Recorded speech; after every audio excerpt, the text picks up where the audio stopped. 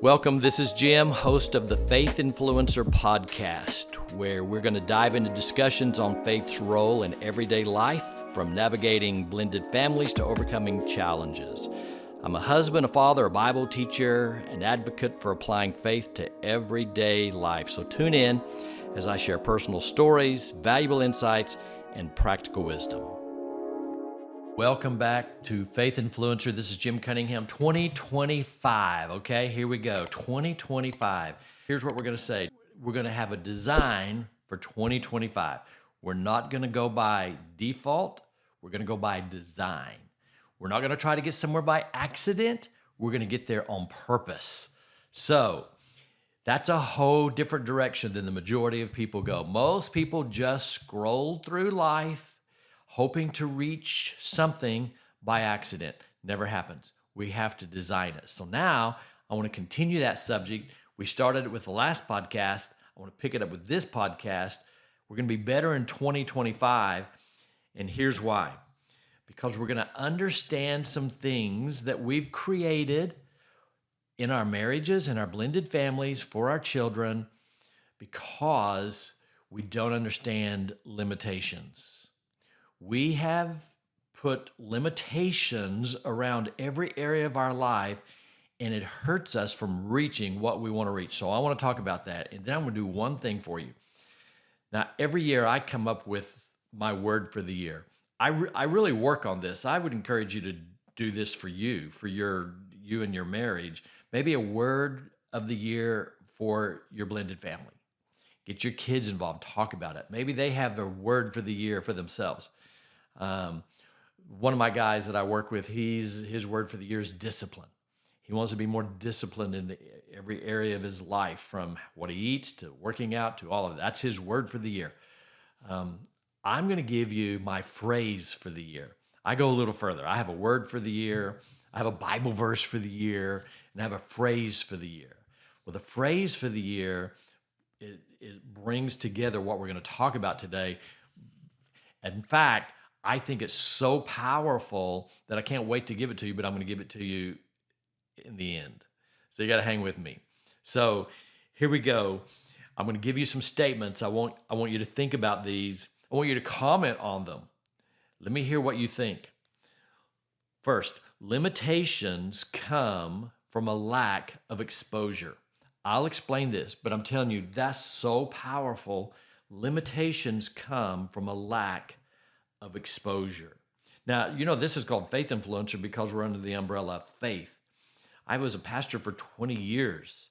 I studied the Bible all of those years. I've worked in counseling. I've worked in churches, all of those years. And I would hear people say, oh, I so strongly want to be a stronger Christian. I want to be a better Christian. I want to walk in the Lord. I want to walk in faith. I want this to be a part. I want to raise my children this way. I want my home to look like this. Only to discover that they never exposed themselves to God's word. They never exposed themselves to the Bible. They never exposed themselves to the things of faith, to the things of God. And they have all of these limitations on what it could be for a lack of exposure. So now you see what I'm talking about? So let's run with that thought. So in 2025, we want to have a better marriage. We don't want to go back to where we were before. But do you know why? Likely your marriage has a greater chance of ending in divorce than your first marriage. Do you know why? Because you're not doing anything different. You've walked into a new marriage and everything's the same. Your thinking's the same. I mean, maybe for the first some months it was different, but it's all gone back to the same. I'm going to say to you that if you want a better blended family, then you need to expose yourself to that arena. Where do you find blended families that can be a model for you? They're everywhere. I'm going to venture out. I don't have statistics for this, but I'm going to venture out and say there are more blended families than traditional families nowadays. I know that there are half of all marriages end in divorce. Expose yourself to good blended families. So how do you do that? Expose yourself to blended family content. How do you do that? You know how to do it. You're doing it right now. Find podcasts. This isn't the only one. There are others. Find podcasts on blended families. Find books on blended families. Find people who, if you go to a church like I do and you have like life groups, find a blended family life group to belong to. Or if you want to take an adventure, start a group for blended families. But you have to expose yourself so that you can broaden your thinking, broaden your understanding. It's going to make you see things that you haven't seen before. It's going to give you different perspectives from different people. It's so important not to limit yourself for a lack of exposure. So, and not just blended families. Let's say you want a better marriage. Let's say you're listening today and you say, you know what, I wish my marriage were better. I would love for 2025 for me and my spouse to be in a really strong, good place. I would love for our children to see that as an example of marriage. I would love for our children to say, you know what, I don't have to worry about mom and dad getting a divorce. And I say that because children think about that. Children look at most of the kids they go to school with are from blended families, broken marriages, their mom and dad. And they worry about that. How about creating a marriage so strong that your children don't even think about that? They hate it for everybody else who's gone through that, but they're not worried about that with you. So how do you do that? I want to create this marriage, and here's what you're going to do. You're not going to limit yourself for a lack of exposure. You're going to expose yourself to good marriages. There are good marriages out there. Find them. Talk to them. I have all my guys that I work with do something when they join our firm. This is what I say to them. One of the first things, this is what I say, one of the first things I want you to do, sir, ma'am, one of the first things I want you to do is I want you to find a mentor. That's what I want you to do. Someone who cares about you, someone in your life who would be willing to sit down with you maybe once a month, and if this is a business, then they're a businessman who's older than you, businesswoman older than you, and who care about you and would invest in you. And I want you to go to them and say, whoever they are, I have a favor to ask of you. You can tell me no, but here's my favor. I'm beginning this business. I respect you as a business person. And would you be willing once a month to sit down with me, maybe over lunch? And let me tell you what's going on, and you give me some ideas and suggestions and directions, because I respect what you've done in the business world. I have all my guys do that. That's exposure. Do that with your marriage. If you're not involved in a church, get involved in a church. If you're involved in a church, then find some good marriages there. Ask your pastor or ask someone, a leader in your church, who's a good couple that has a strong marriage? Or maybe you already know one.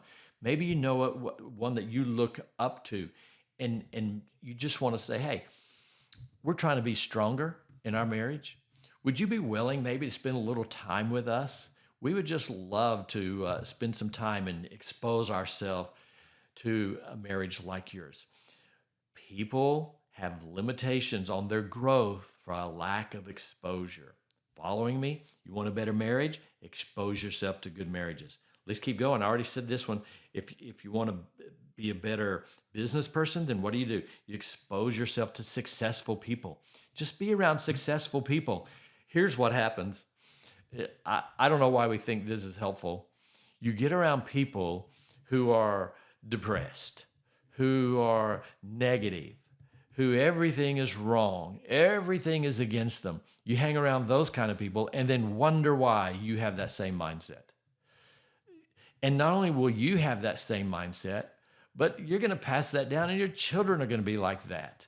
You got to be around successful people if you want to be a better business person. You got to be around people who have a different mindset if you want to have a mindset like that. Don't limit what you can be in your business world because you limit yourself to exposure of successful people. Let's do another one. How about parenting? We know that in blended families, that's the number one issue is parenting. We know that it's dealing with children. You say, that is definitely a struggle. We're fighting all the time over the children. I'm going to tell you that those of you who are listening to me, most of you are from blended families. I'm going to tell you, not because I have some insight into you, I just know everybody is like this. You would say to me that your number one issue are the children. You don't like how he talks to your children. You don't like how she acts towards your children. It's children. That's the number one issue. Okay. What do you do about it? Design, not default. You want that to be better? Let's design it. 2025 is design. How are we going to design it? We're going to expose ourselves to parenting. We're going to read books on parenting.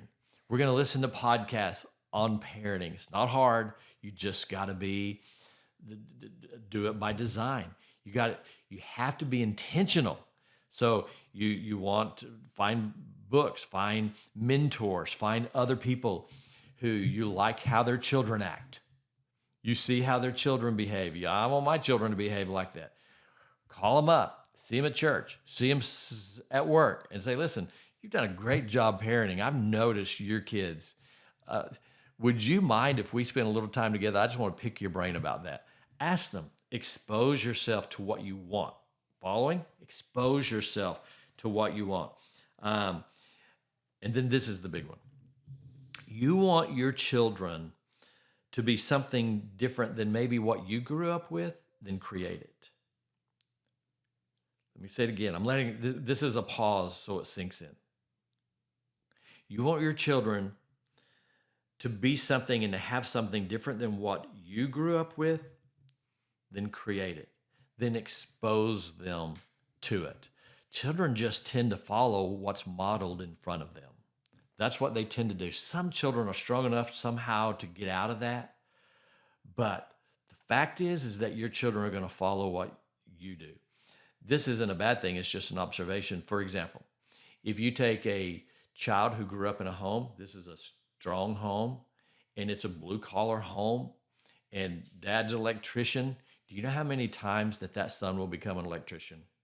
Dad's a plumber. You know how many times that son will become a plumber? Nothing wrong with that. I'm just telling you that's what children do. But it's the same way. I work with some couples, and this is what they do. They say, we grew up, and in our family, the way that issues were dealt with was screaming, yelling, saying things that shouldn't be said. That's how they dealt with it. They just yelled. And then I asked them, so what is it you're struggling with in your marriage? Yelling, screaming, saying things that shouldn't be said.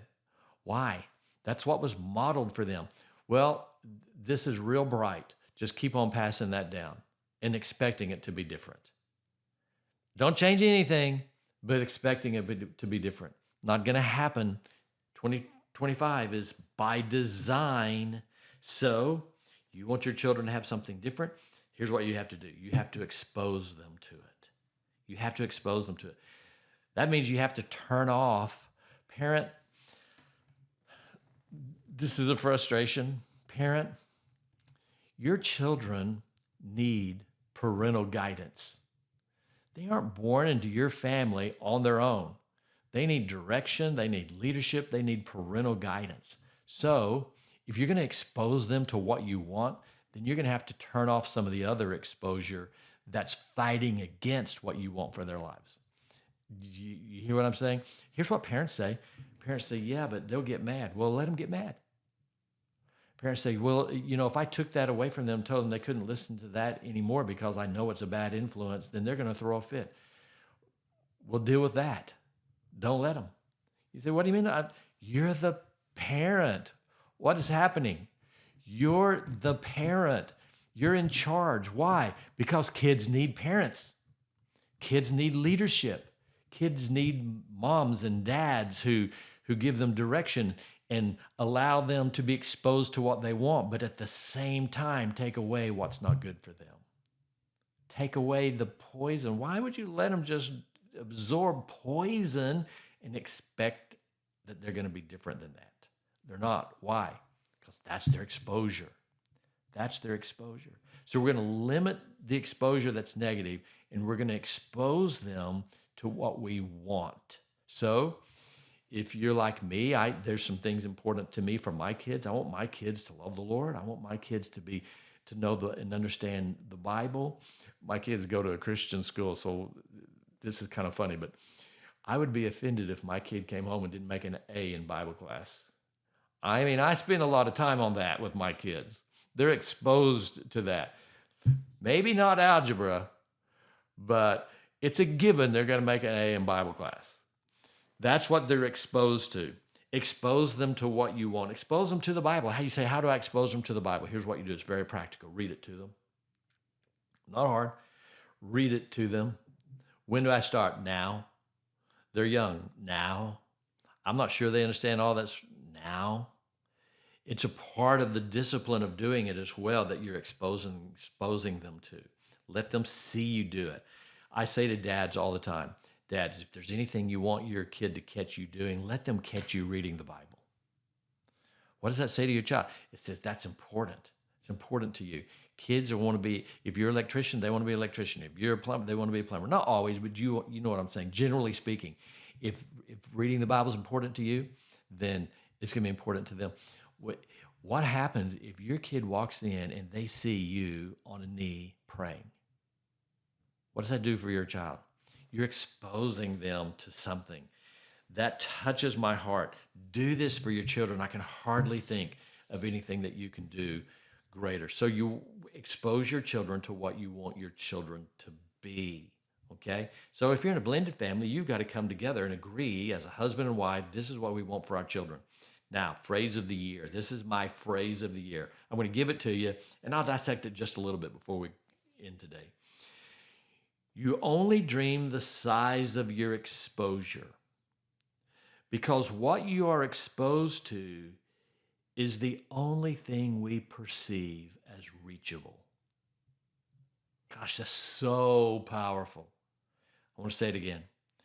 You only dream the size of your exposure because what you are exposed to is the only thing we perceive as reachable. That's so big. So you want big things, big thinking, big risk, big faith for your children? Expose them to that. Take off the limitations. Expose them to that. So wrap this up with this. What you want, expose yourself to. Expose yourself to marriages, blended families, success, different mindsets, godliness, Christian marriages, the wisdom of the Bible. Expose yourself to this. This begins the path of changing that old way of thinking. Thank you for joining us again at Faith Influencer. This is Jim Cunningham.